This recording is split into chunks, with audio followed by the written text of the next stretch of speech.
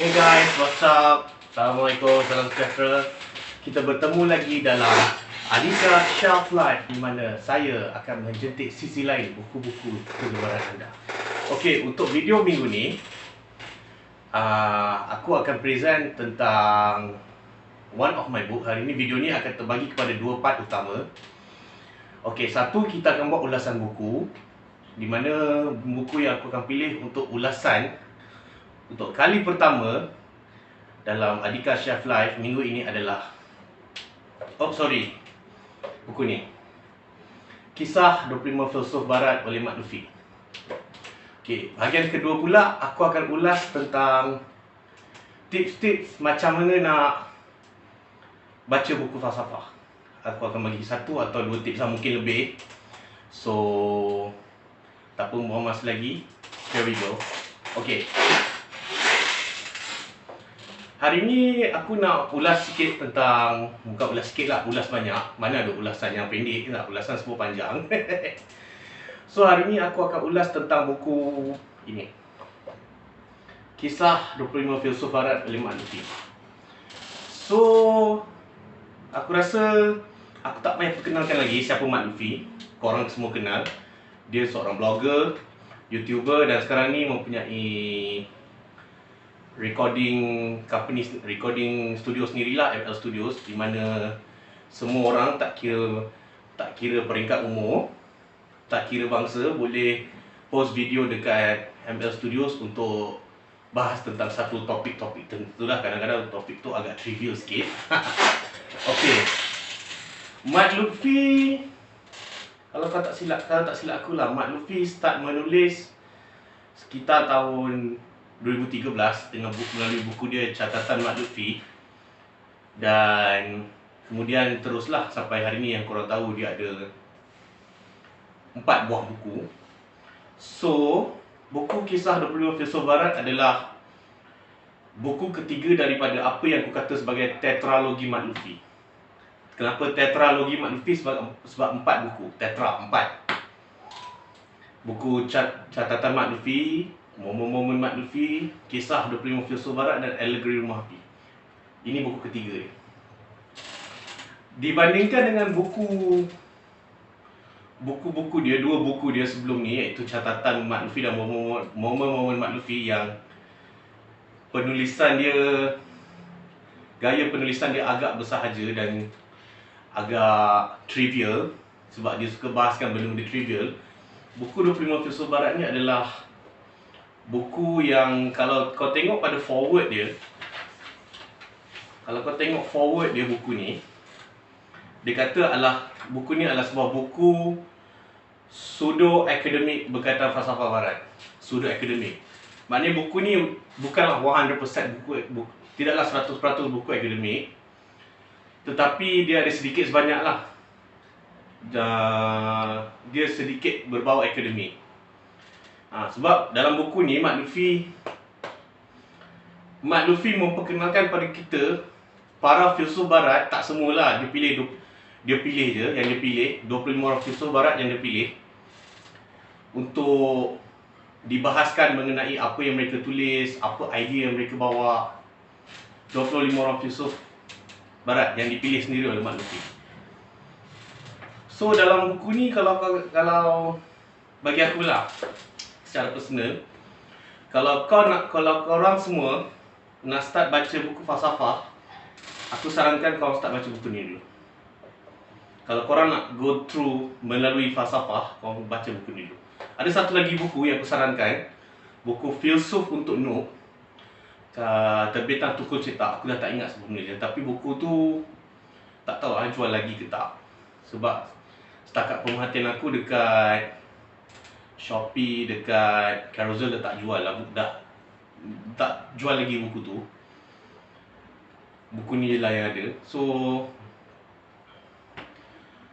satu buku, antara buku tu dan buku ni, dua-dua buku tu memang akan aku saran kalau kau nak go through falsafah barat, falsafah lah, especially falsafah barat. So dalam buku ni Mat Lutfi menerangkan serba sikit biodata mengenai 25 orang filsuf barat yang dia pilih. dan diterangkanlah satu persatu mengenai idea ataupun gagasan yang mereka bawa. Sebagai contohnya, dekat pada muka surat 176, dia cerita pasal Nietzsche. Kemudian dia bahaslah dua idea terpenting yang dibawa oleh Nietzsche, iaitu konsep Tuhan sudah mati dan konsep manusia super, Übermensch. Itu antaranya lah. Lepas tu Socrates dia bawa kaedah Sokratik dia. Lepas tu Plato, bahas tentang The Republic. Lepas tu Aristotle. So secara umumnya buku ni memang akan aku galakkan korang untuk baca jika korang memang jenis yang suka baca, menyukai falsafah dan lebih go through lagi untuk belajar falsafah. Seriously, sebenarnya aku terhutang budi pada Mat Lutfi. Pak Mat Lutfi tulis buku ni, dan buku ni jugalah yang telah membuka jalan bagi aku untuk membaca buku falsafah. So kalau korang tengok minggu lepas dekat shelf tu aku, kalau korang tengok ada few buku falsafah yang aku beli. Contohnya, dan yang aku baca sekarang ni, contohnya Nietzsche, Maka Berkatalah Zarathustra. Lepas tu ada buku Kierkegaard, Sama Ada atau Either Or. Kemudian ada lagi buku Plato, Republic. Lepas tu ada Aristotle. Nanti korang tak nampak tapi buku tu memang ada dalam shelf aku. Dan sekarang ni memang dalam usaha, aku sedang berusaha untuk menambah lagi buku-buku falsafah dalam rak aku. Dekat Kino, tak silap aku dekat Kino hari tu aku ada nampak buku Notes from the Underground, Dostoyevsky. Lepas tu ada buku Thomas Hobbes, Leviathan. Dan buku-buku falsafah lain lah. Banyak sebenarnya. Kalau korang nak cari buku falsafah, sama ada korang boleh beli sama ada dekat Kino, buku fizikal, ataupun korang download online lah. Sekarang ni dunia dah makin maju kan, so korang boleh download online buku tu. Ataupun korang boleh beli online mungkin kat Carousel ada, dekat Shopee, Lazada aku tak tahu ada jual buku ke tak. So okay lah, untuk bahagian pertama video ni, perbahasan mengenai ulasan mengenai buku Mat Lutfi, serba sikit. So sekali lagi untuk akhirnya, buku ni memang aku sarankan kalau korang nak go through in falsafah, nak baca tentang, sebab sebelum korang nak baca buku-buku falsafah, korang kena tahu siapa orang di sebalik buku tu. Okay, sekarang ni aku nak masuk part kedua. Okay, sekarang ni aku nak masuk part kedua. Bagaimana membaca buku falsafah? Okay, kalau korang nak tahu, okay, kalau korang nak baca buku falsafah,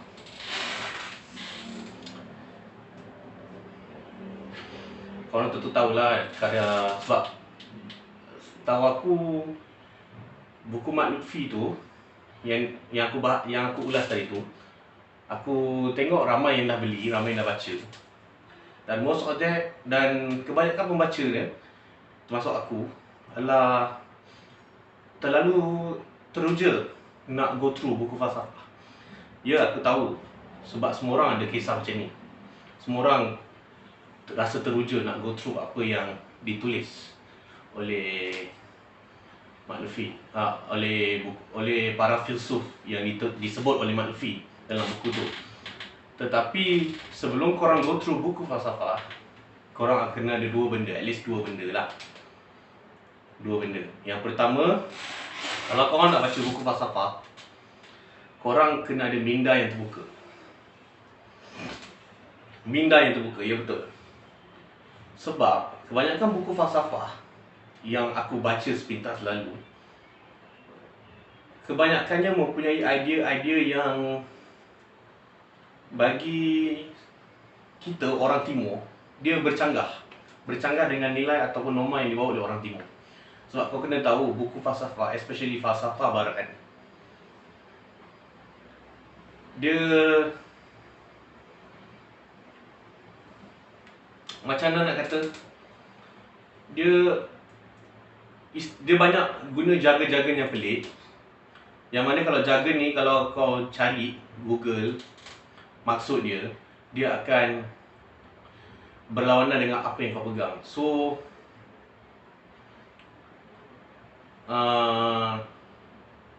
bagi aku, kalau kau nak baca buku falsafah, kau kena bersedialah untuk meneroka satu dunia baru yang berlawanan dengan dunia yang kau hidup sebelum ni. Ataupun misalnya, sebagai contohlah, filsuf zaman pencerahan, Kierkegaard, Kant, dalam karya falsafah mereka ada mengkritik institusi agama Eropah, iaitu institusi gereja lah. Yang mana kalau kat Malaysia, jika ada orang mengkritik institusi agama kita, kalau kat Malaysia Islam lah, kalau orang mengkritik Islam dan institusinya, mereka akan dikecam hebat. So kalau itu benda yang dibawa oleh para filsuf zaman dulu, filsuf ni tak lari daripada kritikan. Yang mana kritikan itulah yang membantu mereka untuk berfikir. So kalau kau seorang yang tak boleh terima kritikan, tak boleh terima teguran, ataupun tidak bersedia dikritik, kau tak payahlah baca buku falsafah. Sebab dalam buku falsafah, most of buku falsafah yang aku baca adalah berbau kritikan. Kritikan terhadap sistem politik, kritikan terhadap agama, kritikan terhadap kehidupan manusia. Okey, itu yang pertama. Tips kedua yang aku nak bagi tentang buku falsafah, kalau kau nak baca buku falsafah, tips yang kedua adalah jangan jadi pembaris. Pembaris tu istilah internet lah. Istilah sebenarnya adalah jangan jadi orang yang lurus.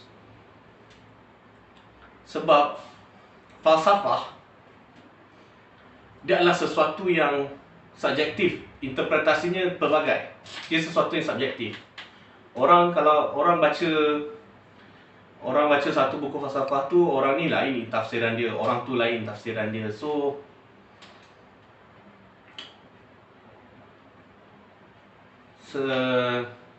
pada pendapat aku, kalau kau nak baca buku falsafah, jangan jadi seorang yang pembaris, lurus. Sebab apa buku falsafah tak sesuai untuk orang yang lurus adalah, macam tadilah aku cakap, buku apa yang diucapkan oleh falsafah tu kadang-kadang berlainan dengan apa yang kita bawa. Sebagai contoh, Nietzsche. Dia korang tahulah Nietzsche. Friedrich Wilhelm Nietzsche, seorang filsuf dari Jerman, adalah seorang filsuf yang terkenal hanya kerana dua perkara. Iaitu pertama, frasa Tuhan dah mati, dan yang kedua, konsep manusia super.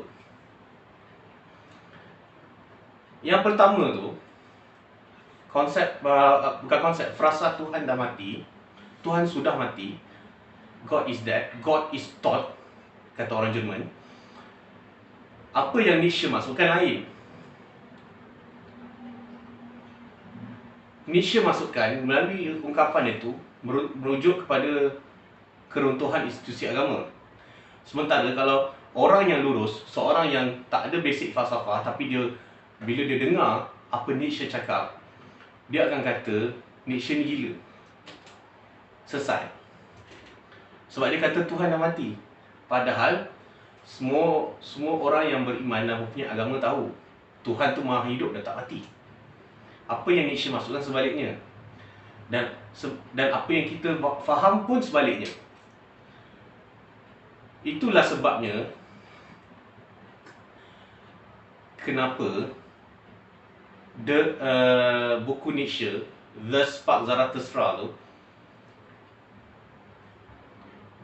kalau dekat Malaysia, kalau kita terjemah dalam bahasa Melayu, kemudian kita jual, aku berani jamin tak sampai 3 bulan KDN akan haramkan buku tu. Sebab apa? Sebab KDN sendiri, mereka tu semua adalah orang yang lurus, bendul, lurus. Mereka kerja asyik nak mengharamkan buku, tapi pada masa yang sama mereka tak pergi dekat buku tu secara menyeluruh.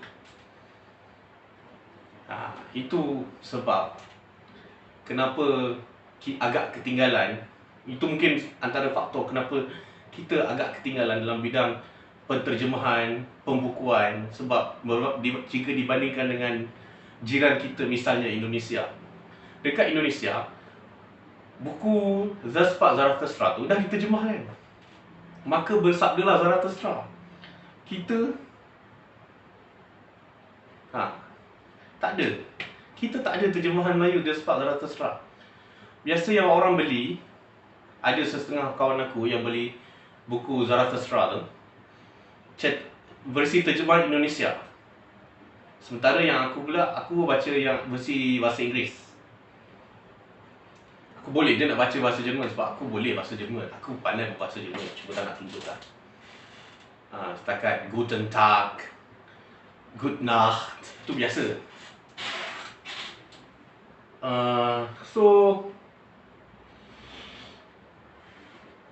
Bagi aku, kalau korang seorang yang lurus, janganlah baca buku falsafah. Baik korang baca buku agama ke, ataupun buku yang novel yang jadi drama TV pukul 7, pukul 10 tu lah, macam Bidadari Kiriman Tuhan, 7 Hari Mencintaimu ke. Kalau kau rasa kau yang seorang yang baca buku tu, teruskan baca buku tu.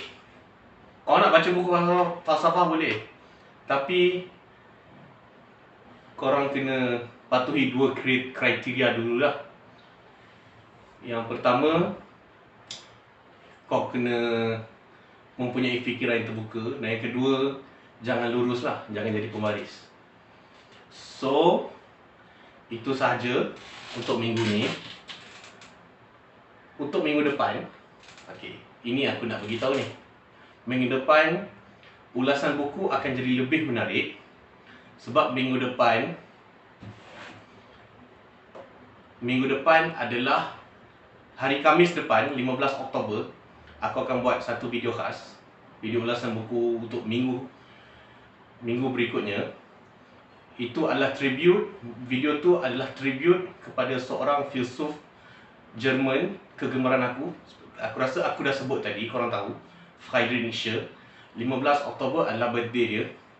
So minggu depan aku akan ulas buku The Spark Zarathustra. Video ulasan buku Zarathustra tu aku akan bagikan pada 2 CD. Sebab buku falsafah, kau akan ambil masa yang lama untuk membaca, menghadam dan memahaminya.